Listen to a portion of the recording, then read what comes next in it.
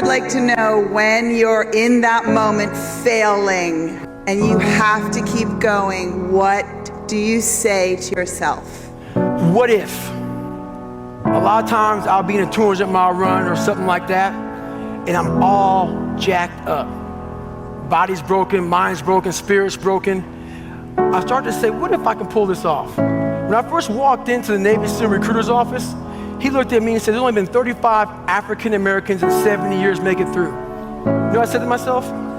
What if I can be the 36th? It's the what if I can pull off a fucking miracle. It's a little stout.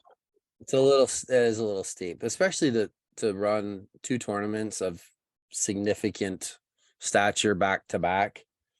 Yeah. I think, I don't know. I've never been to Vegas, so I can't comment on, like, I only know bits and pieces of that, but I think I went 3 times when I was in college because the old collegiate archery organization, USCA, would actually pay for us if we made the top 8 finals. They would pay for our entry fee to go. So, I mean, it helped out $200, right? 175.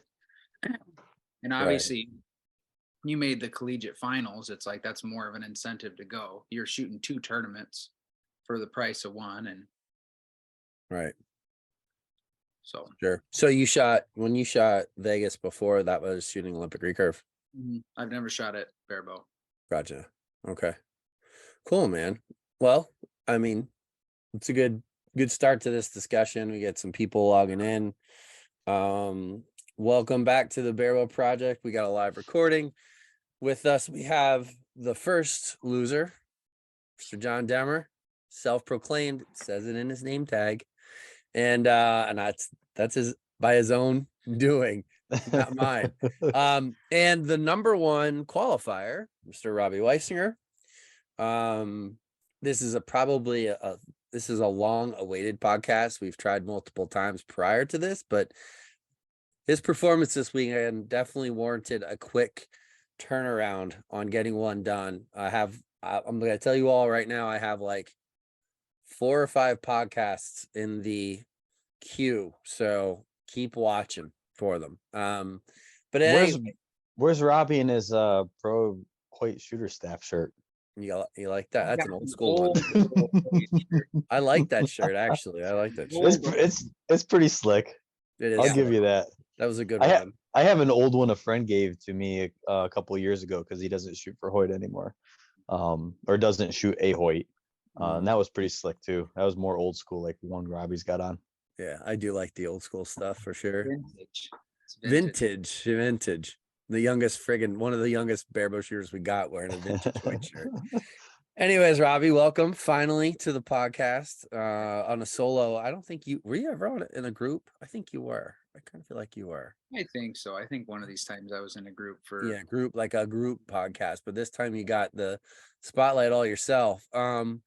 So I guess we have some questions that we want to go through. We have one of our Patreon subscribers, Ken, is joined us on the Zoom. He's kind of in the background, just chilling at the moment. But Robbie, so congratulations on your qualifier. I know eliminations actually went pretty well. Like, you still shot really well. You had a hell of a field to get through. But before we get into all of that, let's talk about, like, where did you start archery and how did, like, we want to kind of just unveil the journey from its beginning through college through switching to Barebow. So let's get into that. So when I was really young, my brother and I had little bare 20-pound bows, piles of junk, 2 right-handed bows. I'm left-handed, so that was always fun to shoot. He always thought he was a better shot from the very beginning because I couldn't shoot a right-handed bow very well. We got hunting bows when we were in elementary school, and we would shoot that around a little bit. We never actually hunted with it. My family's background was more into, rifle or muzzleloader hunting. So we really had no knowledge of bow hunting in any way. When I was in middle school, we started shooting NASP. Our school got a NASP program. So shooting the little Genesis bows, shooting Barebow at 10 and 15 meters. And that was my first tournament experience. And I shot NASP all through high school. I got to go to nationals in Kentucky my senior year. That was the first time our school had been there. It was a total blast. The program kind of followed me up. So I was kind of the oldest one of the program, which when you're when you're growing an organization, like in the school, nobody really knows what's possible. So you just keep kind of slowly crawling up. Because I remember in middle school and like when I was a freshman, if somebody shot a 270, that was like, whoa, how did you do that? Like nobody's done that before here. And then it starts crawling up 75, 80, 85, 90, 95. So that's kind of how my career started. It was just shooting NASP and helping grow that program. And I would shoot pretty well in it. I never really won anything, but that's kind of where my barebow career started. When I was a junior in college, there was a coach in Eastern Iowa that met me at the state tournament that year, the NASP state tournament. He's like, you should try recurve, Olympic recurve. I was like, okay. I mean, that sounds awesome. Because I had watched the Olympics. I watched Brady, watched another long blonde hair kid like me shooting a bow, representing his country. I'm like, that would be so cool. I got into that. Didn't shoot particularly well to start. I don't think anybody really does. But after I graduated high school, I took it to college. So I was a collegiate shooter at the University of South Dakota, just 20 minutes away from the Yankton facility. So every day I missed 2 days of training in my whole freshman year. One was because I couldn't get my Pontiac through the snow to get those 23 miles. And the other one, I was majorly sick. So I took a lot of pride in how hard I was working to try to get better at it. I think my freshman year I got bronze at the outdoor national competition. I made the indoor finals that went to Vegas that we were talking about earlier. And I was pretty well hooked. That was the first I really saw, USA Archery or World Archery style competition, shooting 70 meters, head-to-head matches, qualification rounds, stuff like that. I'd only been used to either a NASP 30 arrow round, an indoor round, or an NFAA 40, 50, 60. Went through college, won a couple national championships for college, couple All-Americans. Nice. It was fun. Yeah, it was awesome. It was my first time having like a team to really travel with everywhere. Yeah.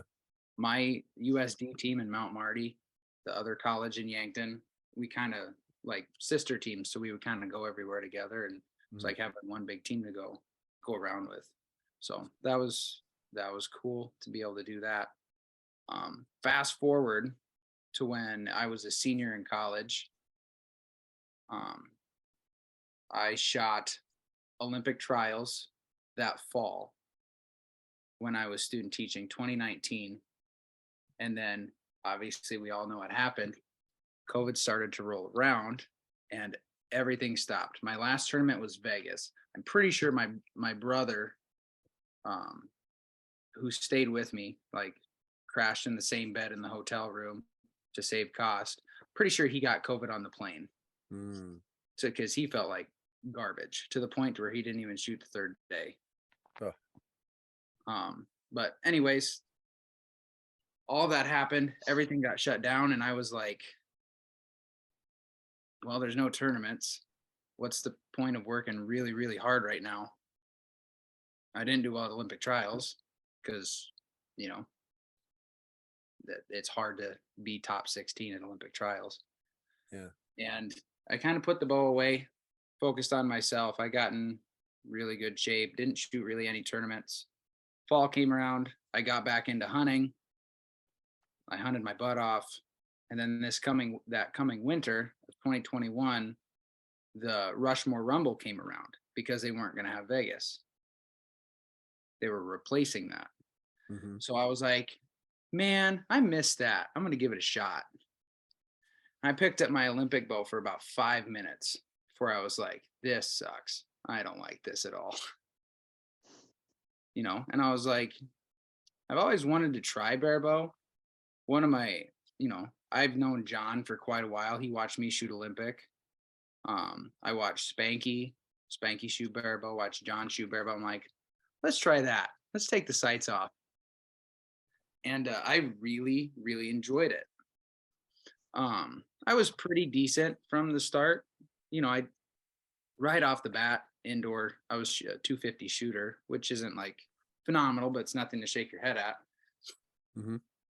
And I fell in love with it. Like, it was that pursuit of trying to get better and better, the ability to accept flaws, that you will not be perfect and you don't have to be perfect to win. I fell in love with it. Mm. So I started shooting barebow, and I think this is where we should transition to some of the difficulties of transitioning to barebow. Yeah, that's fine. Let's do that. I mean, so what school did you go to and where was it located? I know where it's at, but. So I went to the University of South Dakota. Okay. And that's in Vermillion, South Dakota. Okay. Anybody who's gone to Yankton has probably found out that there's very few hotels in Yankton, and probably had to stay in Vermillion. Gotcha. And did you go there like on a scholarship, or was it just to go shoot archery? Some of these schools don't do scholarships. That's why I was wondering. It was just a club. Yeah, just a club team. All right, gotcha. It was me and a few other kids. Okay. Really, and just shoot bow. Just for comparison's sake, it's not, because it's interesting always to see what some Olympic recurve shooters can do, and then what their ability is coming right to barebow. What was some of your, if you remember, some of your personal records as far as like an indoor FITA round? Where would you say you were at your best? At my best in practice, I would shoot like low to mid 90s. We all know practice doesn't count, just saying. Right. So I think the highest I've shot in a tournament was a low 280. Okay. All right. So it's like, it was nothing phenomenal. Yeah. But all right. What John does with a bow, where he tinkers constantly, I was constantly tinkering with form, trying to get it better and better, instead of just shutting up and shooting and getting. I've learned to do that over the years, but yeah. Okay. No, that's a good. I think that's about right. I think that's about your. What I have found is sort of your carry, like an Olympic shooter. That's like a 280 and above. Indoor shooter can easily hit high 240s to like mid 250, maybe even 260, with minimal experience. So I think at the Olympic trials for a 70-meter round, it was my personal best at a tournament, I think I shot a 612. Okay.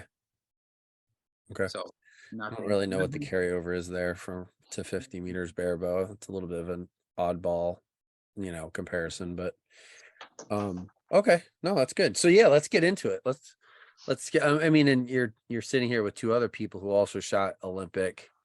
John was a very good Olympic shooter as well, but only shot for a short time. John, you only shot for a couple of years, right? It wasn't. I shot for like 6 months. It wasn't even years. 6 months. I got into what did I shoot? Like 630, I think, was my first nice star FITA.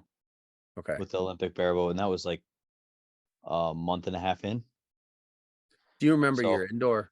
What an or did you shoot an indoor? Never shot indoor. Okay. I shot one way back when I messed around it for a week because a local gentleman pissed me off. I was shooting trad off this shelf for like, I think I was up into the 490s when I started doing that, and I shot the Olympic bow for a week and shot 555 or something at a shoot. 555 was Olympic.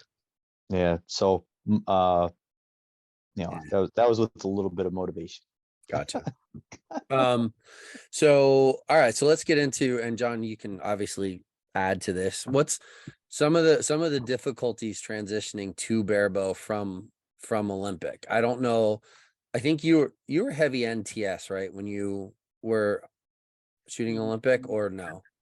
Yeah, I tried to be, but I Okay. was, I worked with and talked with a bunch of really high end shooters. Mm-hmm. They just pushed me to, instead of following like cookie cutter movements, to really find the movements and motions that work for me best. Sure. Um, so I really feel like my form looked pretty solid and it had a really good flow to it when I started. I didn't really think like that was a huge issue. Not right off the bat. When I got further into it, um, I learned how I really needed to get into better alignment. Mm-hmm. To start off, it was more of how I shot NASP, which was, pick up and pull back instead of really getting stuff where it needed to be. So Yeah. my shoulders weren't quite in alignment. It was kind of more like just pulling back a compound. Gotcha. So it wasn't phenomenal, but it wasn't horrible. Yeah. Well, with that transition to Barebow though, where did you feel like you had to make changes, or when? So Yeah, in form, or I think everything. okay. Let's So talk about it all. okay. Right off the bat, because NASP gave me this horrible disease that we all talk about called target panic. Every time I shot a Genesis bow, I would start above my aim point, which was like bottom of the target, black, white, like where the black meets the Mhm. white, because of my draw length and the poundage. And I would drop onto it Mm. every time, which in practice would shoot great. In a tournament, it would suck, unless if I really got on a roll. Were you So taught that, or did uh, you learn on your own? that was a self-medicating issue. Okay. In a NAS program, not a lot of people know really high-end archery form. At Hold least on a second. Hold on a second, John. You're shaking your head. What? Why? Yeah, I think that was a unique situation for Robbie, and it probably is for a lot of shooters. I do find that seems to be more in the past overall, because we have some NASP teachers up our way. And the very first moment I saw them teach, I'm like, oh my gosh, there's a couple dudes right there that actually took the time to learn the bow that they're teaching the kids. And what they were teaching the kids was awesome. Like, not one archer I saw shoot there was Mhm. doing what Robbie was doing. They were all like, they put it on there, wait, shoot. And I'm like, oh my gosh, like, they're definitely on a different path than Robbie was, and probably a lot of that is probably due to just time it took like the NASP teachers to learn, to adjust, and maybe just simply falling into the right teachers. Mhm. It's unfortunate Robbie didn't run into that growing up, but it's a lesson that people could take away from this conversation, is if you Mhm. do see some NASP teachers teaching young kids the wrong way, do try to talk to them privately, and give them some suggestions to keep those kids from going down the wrong path for too long. right. And like I said, I was the oldest one of the program. I was the one that was kind of leading the way, so it was all uncharted waters. And our coach was a good shot as a bow hunter, right? But we all know that somebody who shoots a compound bow doesn't necessarily translate skill levels and correct form over to somebody who shoots barebow or an Olympic or any kind of single string bow. Funny side note, to try to fix that problem, my brother and I would stick a broadhead under my hand, and that's why I have a scar here. We thought that would fix the problem. That wasn't how we fixed it.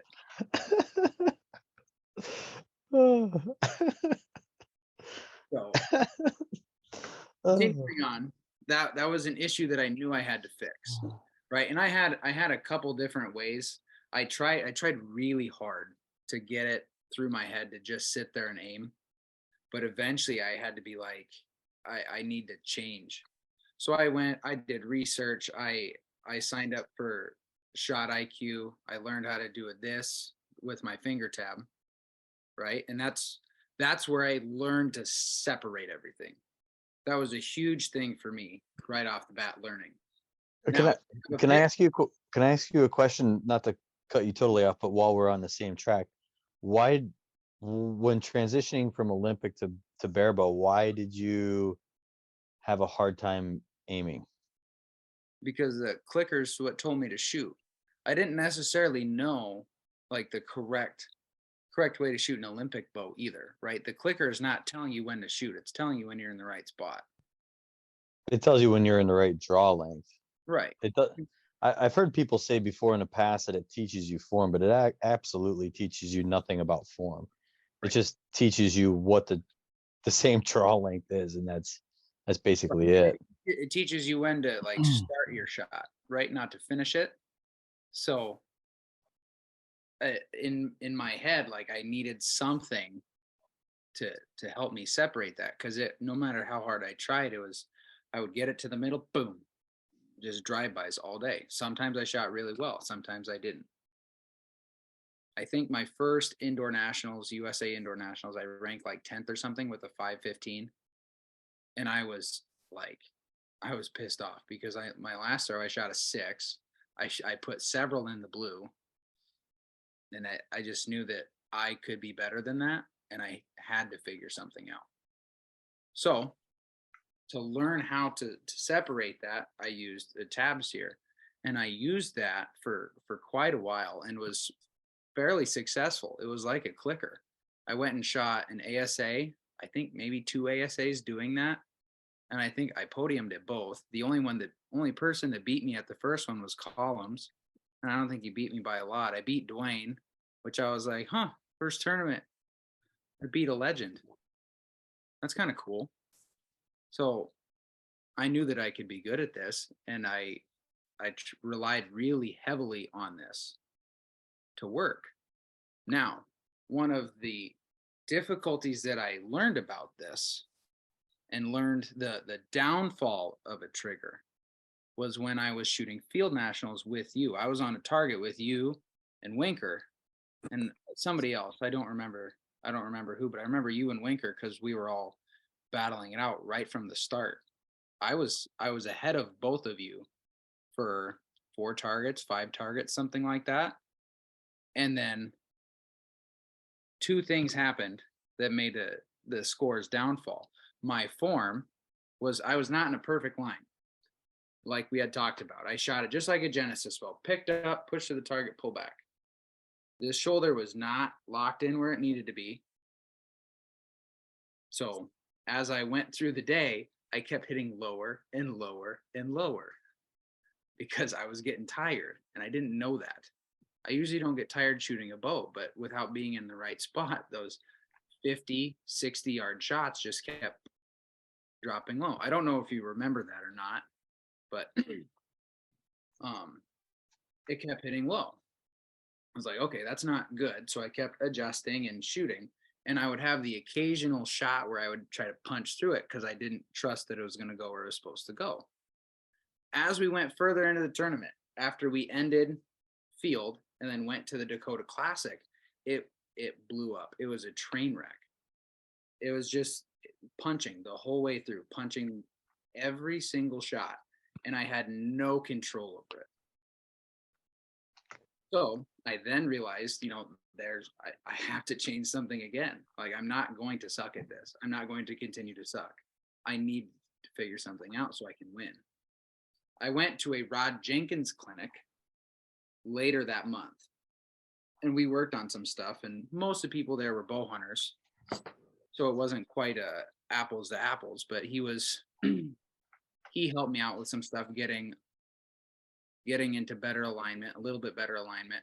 And he helped me really try to use my back as a trigger, which is what we teach here, is to use your back, squeeze your back. What John has said to me, because I've asked him this several times over text, and I get about the same answer every time, expecting something different, some magical key. He's like, you just get right at the point as if you're at the edge of your clicker, on Olympic recurve and you just work your back. You stare at the middle and you work your back. And that's what I did. And it worked. I shot fairly well at outdoor target nationals the next month. Big old Frank, he beat me in a shoot off and he still won't let that go. You're the one that brings it up, buddy, not me. I don't bring it up. You bring it up. We weren't going to say anything because we never want to talk good about Frank. You're going to have a choice. And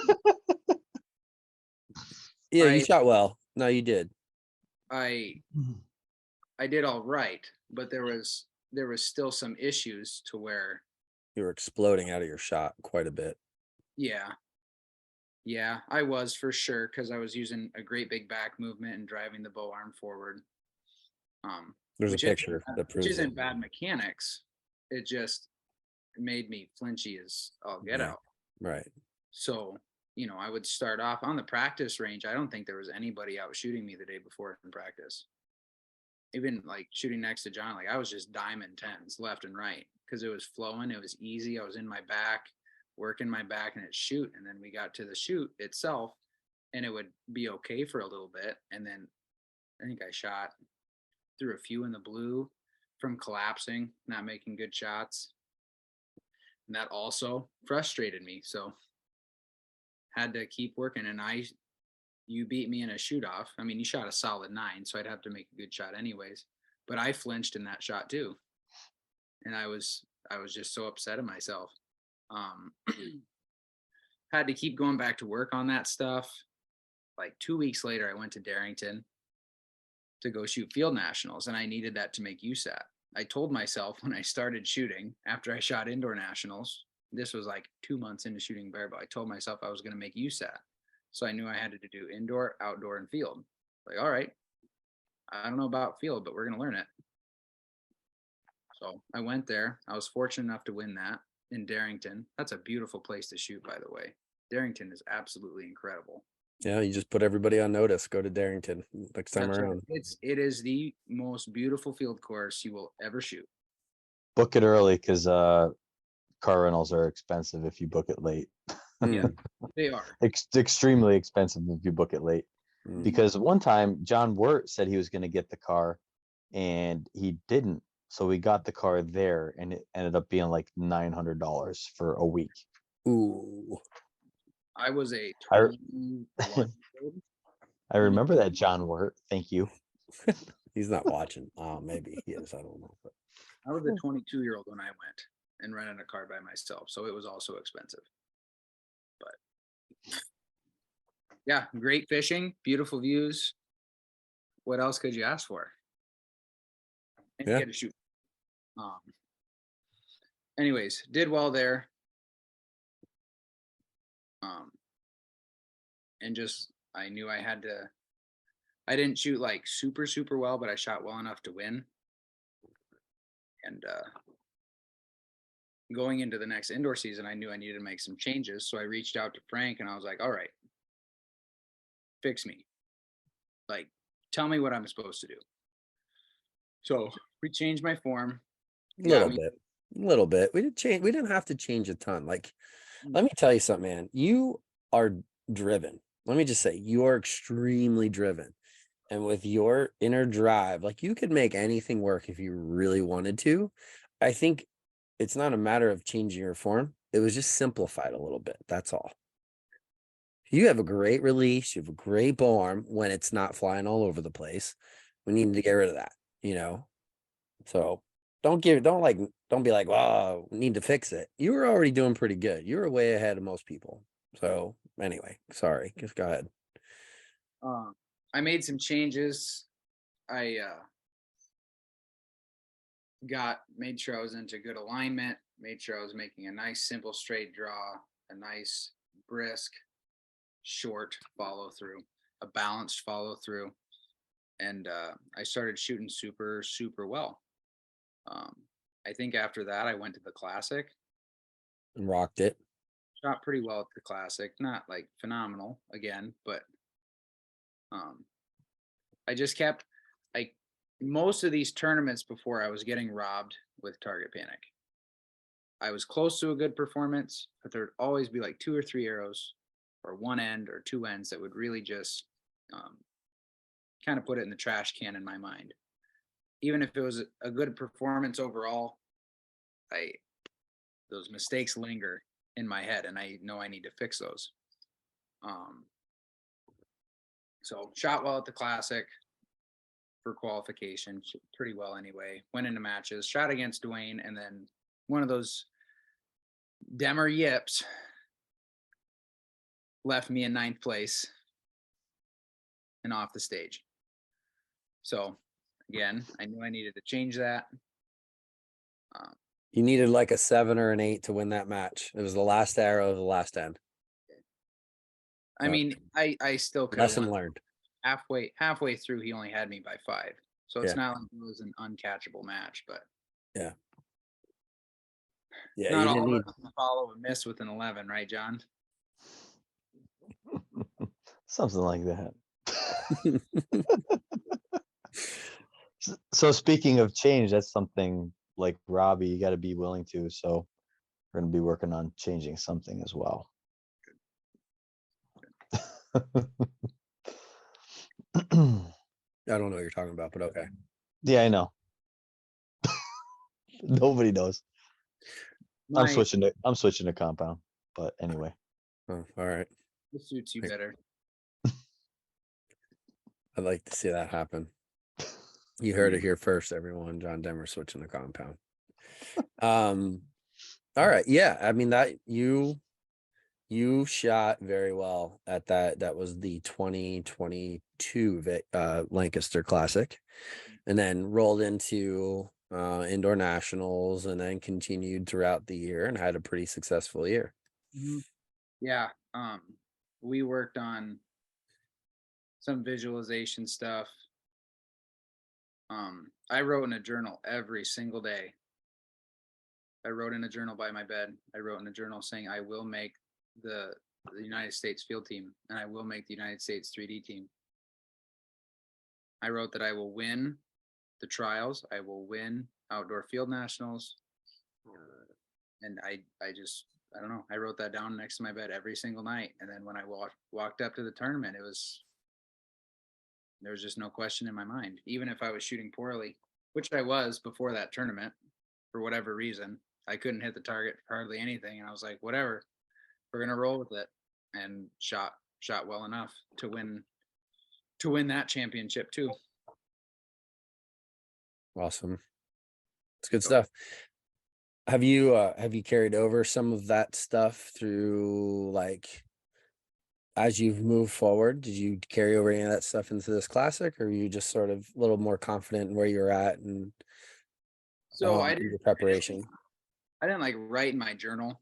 I just focused really hard on the execution of my shot, because I tell you what, I know I've been very successful, or pretty successful, with what I've done in the last year, but I feel like my mind would continue to rob me. Right? Like I went to Italy. I made the team. That's awesome. I missed the cut by 1 point. I missed 5 targets because I yipped. I had no control. And that angers me, and that drives me to do better. Mm. Do you think your preparation for Italy played a role in that?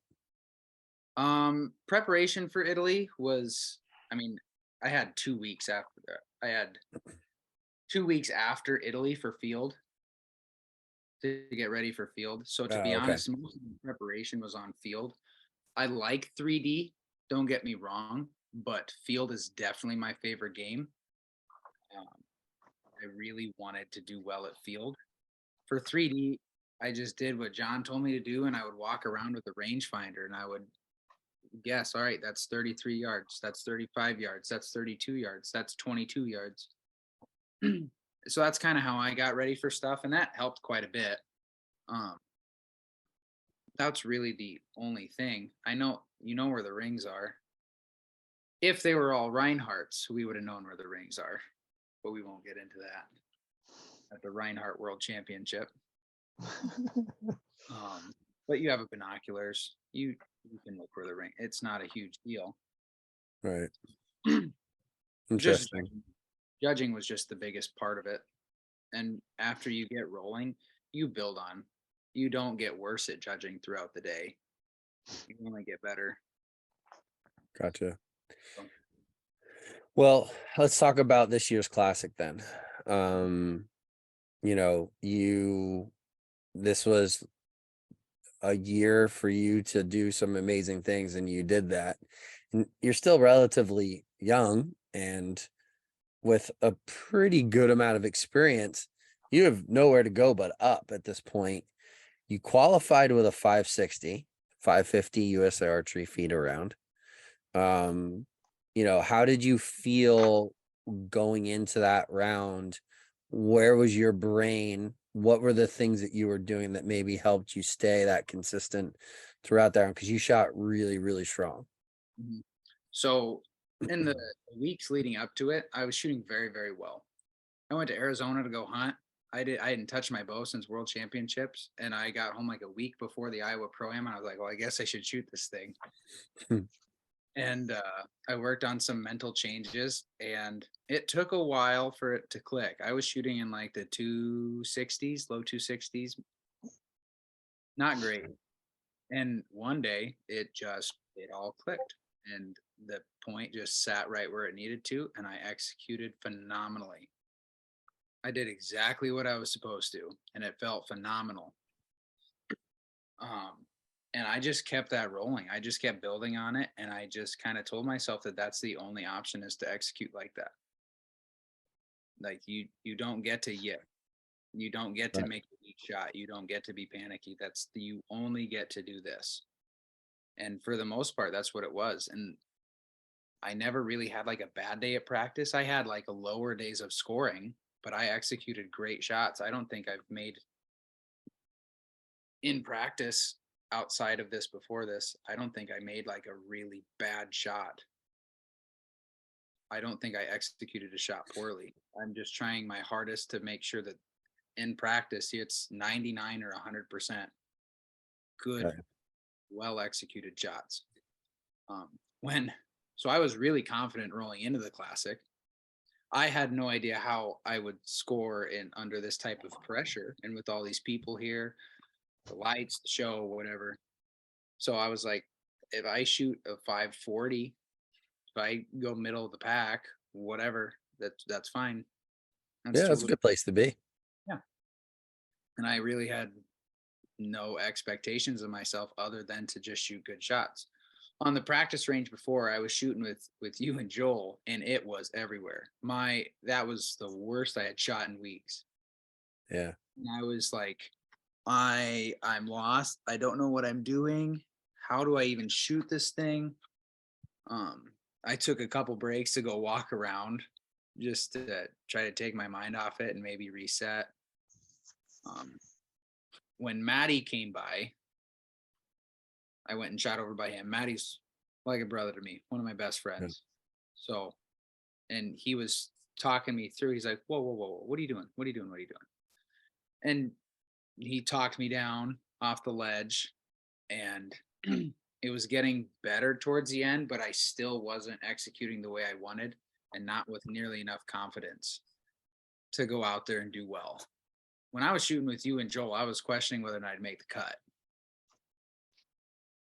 It was like you could tell you were uneasy.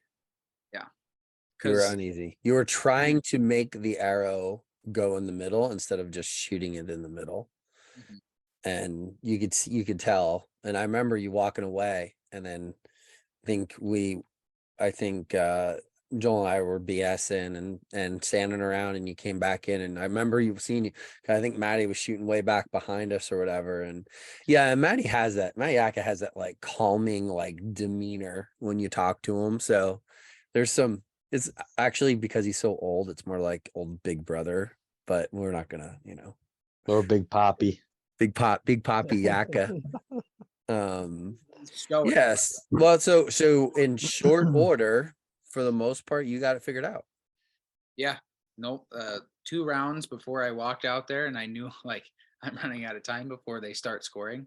Mm-hmm.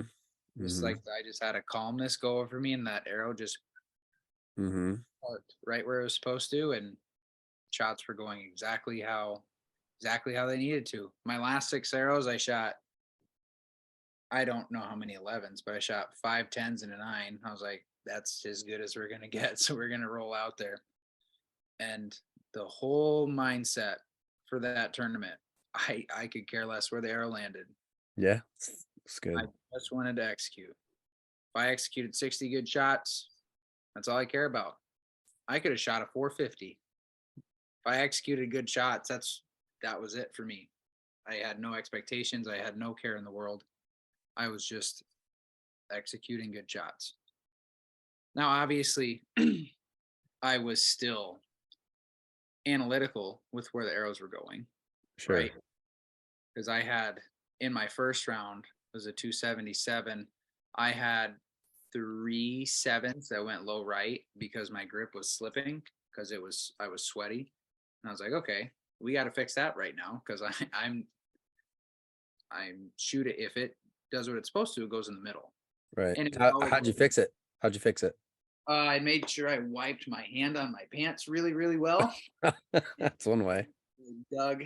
I dug my hand into my grip. It worked better when I was more cocked into it. Yeah. Kind of like what Demmer does. Gotcha. Or you could always have a resin bag or whatever, Timmy. I definitely borrowed somebody's resin. I don't remember who. I definitely borrowed Brian's on elimination day. Brian Ways. I definitely borrowed somebody else's in qualification. I don't remember whose it was. Got ya. Uh-oh. Hey, I know that person. Hi, Kaylin. How are you? How are you? You're in the middle of a live podcast right What's up, everyone? So anyways, Okay. I just got my grip into where it needed to be, and a couple of them still didn't go the way they're supposed to. But overall, like, I executed 60 perfect shots. And towards the end, I was super nervous because I'm like, oh, I'm shooting good. Like, that thought popped in your head. You're like, I'm almost done with this, and this is the best I've ever shot in a tournament. It's like, you just need to not screw this up. Not think about how good you're shooting. Yeah. Well, I mean, it's hard to not. Yeah. Right? Oh, yeah. Like, oh, how many ends do we have left? We have 3 ends left. You're like, oh, I haven't missed the gold. Like, or I've missed the gold very, very few times. And if I do, Yeah. I hit an 11 to go with it. So it kind of X's out in a way. Yeah. And, I told Maddie, I was like, do not read the score out loud. Maddie and I were on the same target. This also helped Oh, okay. a lot because Sure. we talked about he's stoic, he's calming, and we were encouraging each other the whole time. Good. On top of being like best friends, we were teammates at the World Championships. Yeah. We got together a ton. So, I mean, I can't think of a better person to be standing on the line or just shooting on a bail with them than Maddie in this situation. So, and I think he'll say the same thing, right? Like, it totally makes you Maybe. way more at ease. It's way more at ease when you're shooting with a best friend. It felt like practice. I didn't feel like a tournament. I was just up there and just shooting. Yeah. And Maddie would say, just make it look good, make a good shot. And then when he was up there shooting, I'd encourage him every time he made a good shot, or if he made a bad shot, I'd be like, all right, shake it off. You got this. It's For sure. I can see that. I can see that being a benefit for sure. Did you guys didn't shoot like face to face as well, did you? No, we shot opposite lines. You shot opposite lines. Oh, gotcha. No, that's good stuff. I like it. I think it's an eye opener for a lot of people that are trying to it kind of paints a picture, or your journey for a lot of people who are trying to get to where you've gotten to in, only a couple of years. So and you've shot all the games and you've done well at all the games. What do you think, John? That was good. I enjoyed it. He just I do know, hanging out with Robbie, he likes to talk, and I don't know, I like to listen. He's usually pretty articulate on a lot of things. He's not afraid to wear his heart on his sleeve and tell you all like the dirty little secrets of him and his struggles. Yeah. Well, He's honest with himself.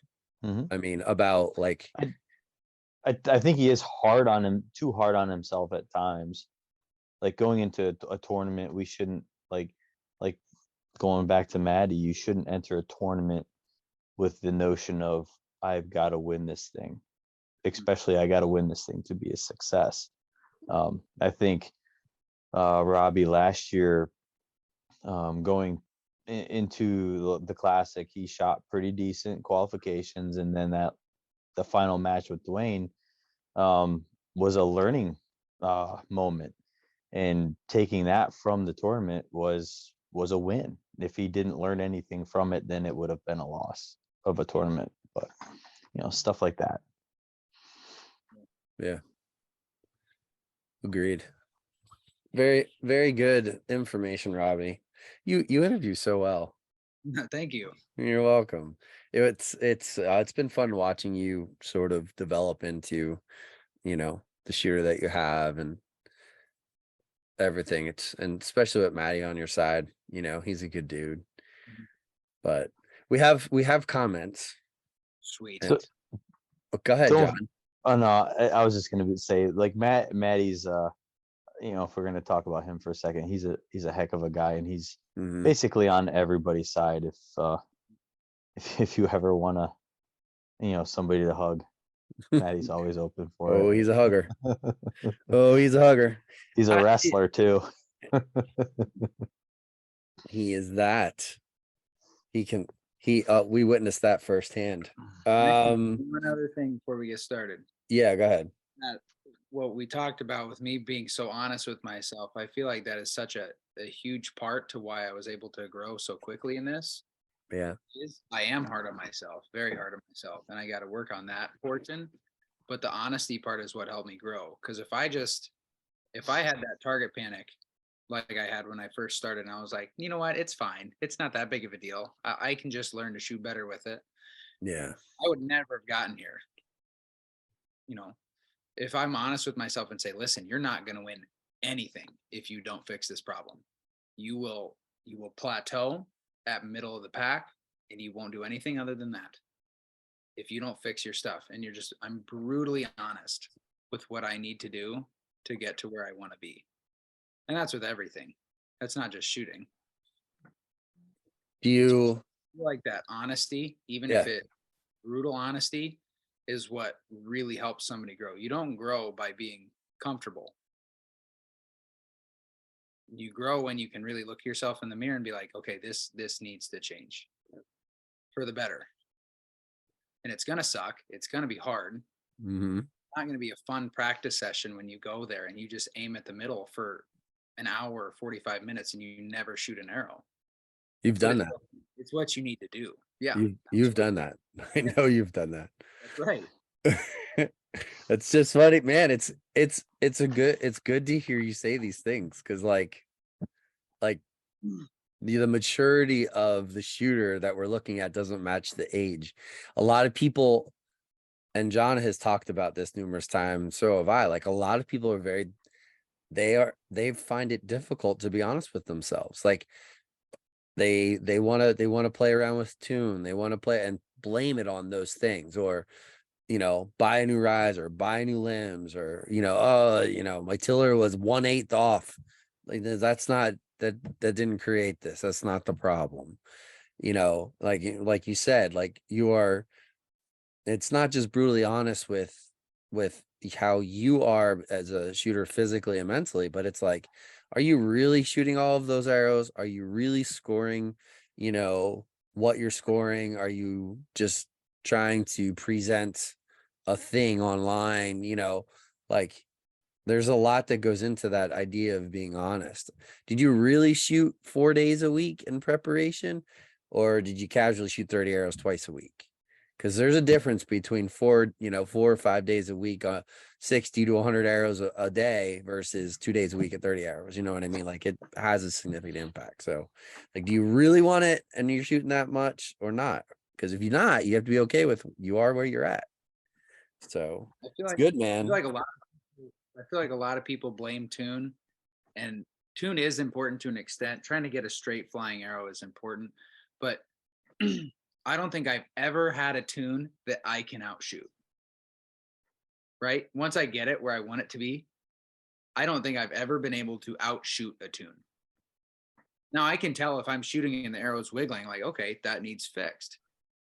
But if I get it roughly close, I'm not able to outshoot it. So people that really ask questions like, oh, I should really trim a half an inch off of this, or I should go 20 grains heavier, I should play with the brace height. Like, sure, you can get that done in practice, but don't blame your score on that. I don't know, John. Do you think that he's always been that way about tune? I remember messages worrying way too much about tune. How not that long ago? Absolutely. I'm not worry about it. 100%. You used to really get analytical about tune bad. But I knew that my shooting and my ability was not because of the tune. Gotcha. I like to get stuff perfect. Got you. Okay. But I know that even if I get a tune where I won't outshoot it. Yeah. Good stuff, man. Well, I'll tell you, most of the comments we have are sort of funny stuff, nothing like real crazy or question like. Alex's question is pretty serious though. Alex Melnick. Okay. He said, tell them about Matt Yaka's when he nurpled you. But if it's anything more than like TVMA, don't. How come we didn't see this at the house? Why didn't we hear about it at the Matt house? came up behind me and grabbed me. We wrestled on the ground for like 5 minutes. Yeah, but it's not a nurple if it doesn't turn purple. That's right. So I went, it was in qualification. I don't remember at what point in qualification, but I went back to talk to Alex because I was trying to, leave the range over there and try to just not think about what I was doing. Yeah. And I'm up there talking to Alex and he tries to nurple me. And I'm like, what are you doing? He's like, oh, do you know what you should do? You should go with Yaka, a double nurple. And I'm like, how do you think I'm going to achieve that? He's like, just go in for a great big hug like this. And at the last second, boom. And then he came and sat Melnick came and sat in the front and got his phone out and recorded it. He recorded my attempt, but I'll tell you what, for Matty being as old as he is, he's quick. He's very quick. He blocked it. So maybe Melnick can send the video to you. Can I put it in the podcast? Melnick, send it to me. Too funny. Oh man. Well, hey buddy. I'm proud of you. It's been nice to watch you mature. Look forward to see what you do in the future.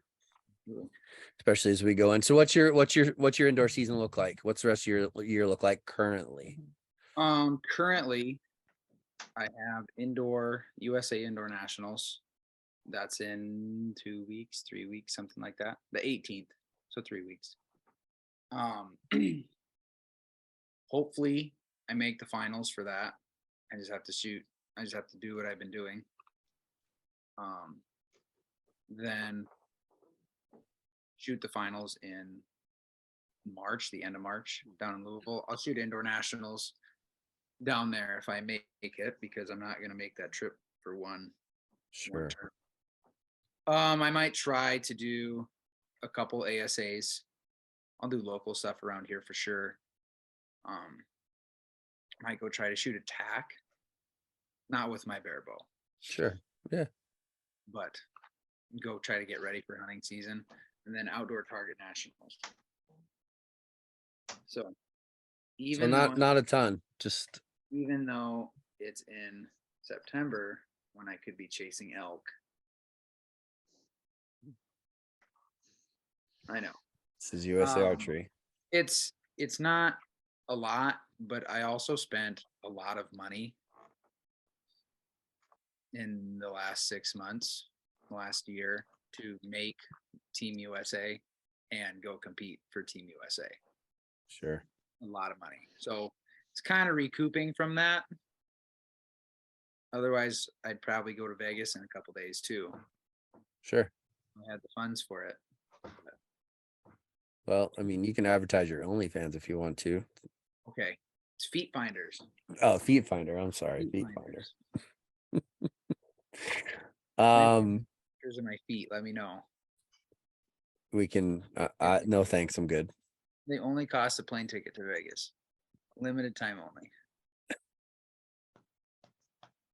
You're running out of time already. Good luck getting that flight. That'd be super expensive. And John, you're not going to Vegas, right? No. You did register, Mm-hmm. but you're not going. Mm-mm.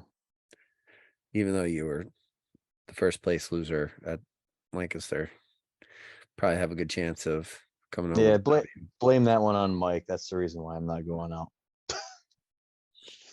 On who? Mike. Oh, that's funny.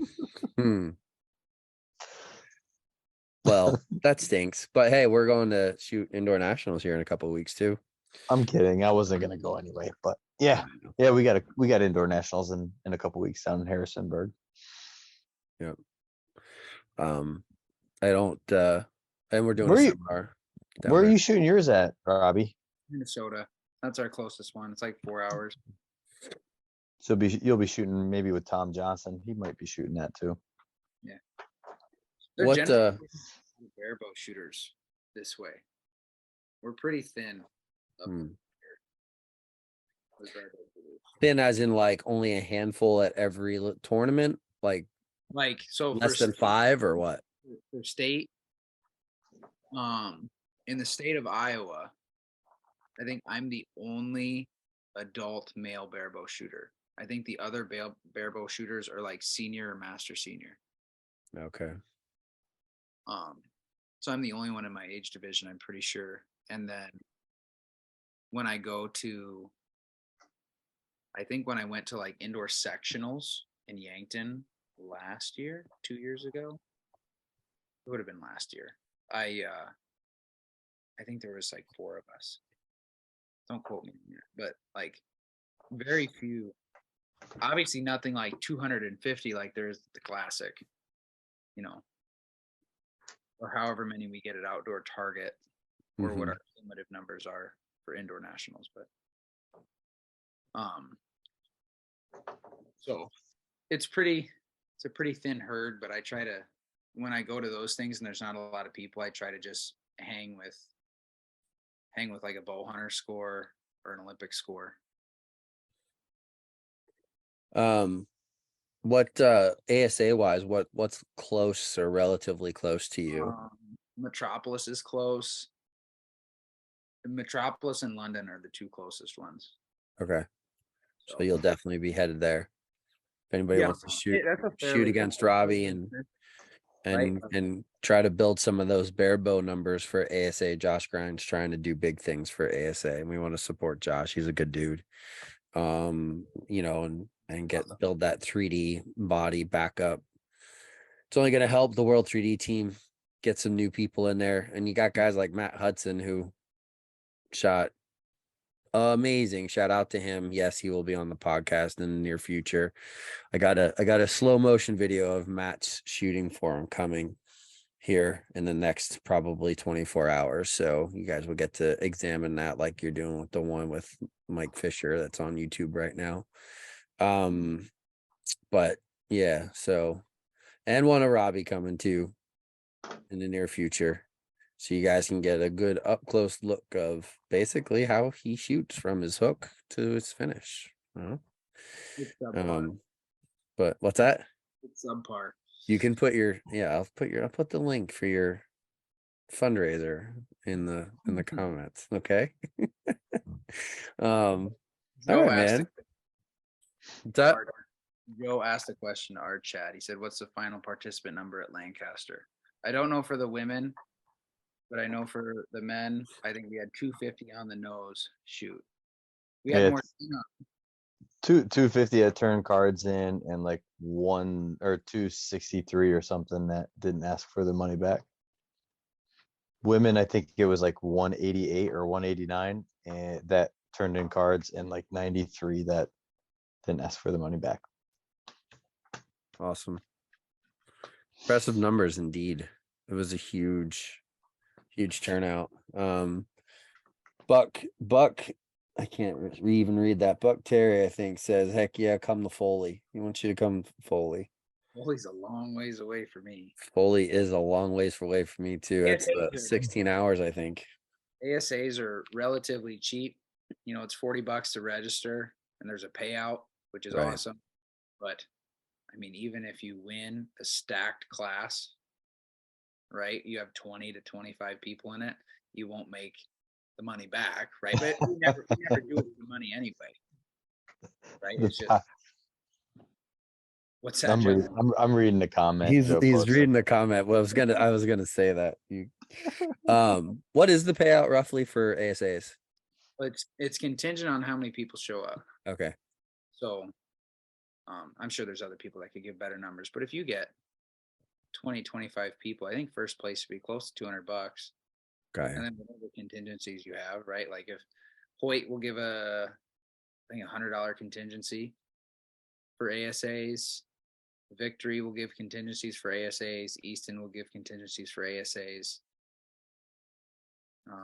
I don't think CD does. I'm not 100% positive. If they do, it's to a top place finisher, or like shooter of the year. I think they're more focused in IBO, but don't. No, they give contingencies. Do they? Mm-hmm. I guess I never won with a CD.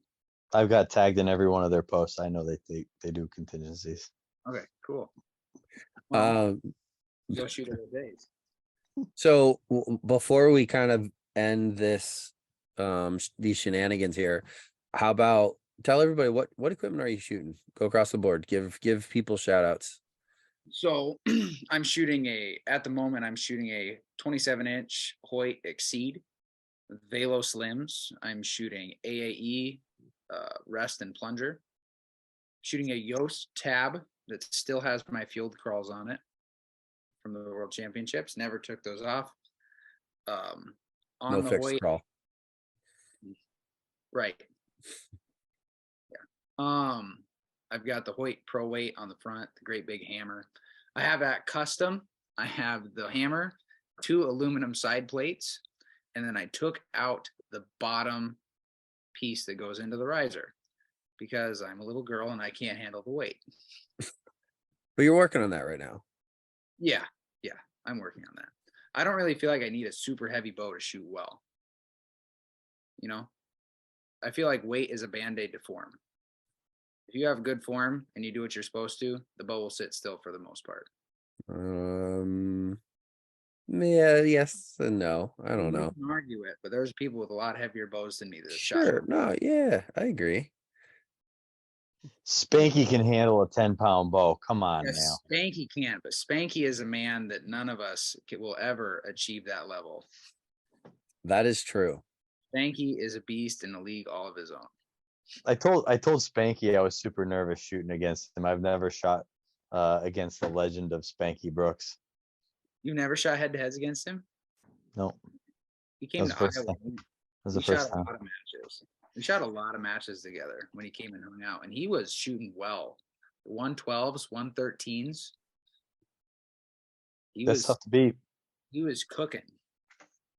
He was He cooking. is impressive. He is impressive to watch shoot. He is like Mr. Consistency at all games. So Him and Paul Donahue. yeah, him. Never know what you're gonna get. Love that guy. Love that guy. And no, that the answer is no, Joe. We are not going to have any action with people flipping bales over. Oh Oh gosh. John, did you see that? Did you see that happen? no, but I would absolutely love to see someone I- get so mad they flip the bail. I witnessed it. I was actually, for some reason, looking down range, and I watched someone grab an arrow and just go to yank it out of the target. And if anybody knows, can't yank those arrows, any arrows out of that target. And the bail just went boom, and the person smashed their own arrow. There was just debacle after that, and I was like, I can't believe I'm witnessing this at an archery tournament. I thought it was. It's wild. It's a wild You thing. thought you were at a T-ball game and the parents were going at it. Little League, yeah, 100%. I was just like somebody throwing a tantrum in the middle of a shooting. I mean, I don't know the details. Listen, I don't know the details. I don't know what happened there, but it's definitely not in the best interest of the sport to be displaying that behavior. So I don't want to speculate on what happened. Maybe it was warranted reason to get upset, but that stuff was just like, whoa, can't believe I witnessed that at a tournament, especially the Lancaster Classic. But anyway, what, buddy? Finish up equipment. I didn't finish that up yet. Oh, I'm sorry about that. I thought you did. I guess we didn't get into arrows. So victory arrows for this one, I was shooting a V-Force. So that's like a hunting shaft, standard diameter, 245. I went with those over the fat arrows. There's not a lot of companies that make a 23 that spines out well for us. So, like I think Victories is like a 480. Easton has made 500 spines, but I don't think a lot of companies will make less than a 500 spine 23, which for me, outdoor, I've shot 700, 800 spine arrows. These V-Forces were 600s. I got them to tune with 120 grain point, 4-inch parabolic feathers. I don't know. I don't remember if they're gateway or what, but that's what I shot. And I just messed with it till I got them to fly like a dart. Shout out to Mike Santiago. He's a good dude. He is a good dude. He is a good dude. Love Mikey. He can hang out with us anytime. Shooting gas bowstrings. There you go, Eric Griggs. Yeah. So Good stuff there. Nice to see Eric supporting Barebow. He's a good guy. He makes good stuff. That's where I buy all my compound strings. Mhm. Was from Eric for sure. Anything else? Any other equipment or supporters or something? trying to think. Fruit of the Looms or Hanes? What am I wearing right now? Calvin Klein. Kevin Klein. He got the Wish version of Calvin Klein's or the Kevin Kleins. Right. It's either that or the American Eagles with like the super wild prints. So it's like the John Demmer version of underwear. Is that what? Never mind. Yeah, keep it PG. Keep it PG. Yeah, I gotta be good. Who does your? We can wait till we're not live. We can have that conversation. Joe asks, "Who does your hair?" Joe, who are you talking to? You talking to me, Demmer, or Frank? Definitely You, Robbie. not me. So I get my hair cut at Sports Clips for Nice. like $20. Well, we all know that like Minwax does Frank, so I got Nair cuts my hair. That's your hair, baby. That's right. All right, man.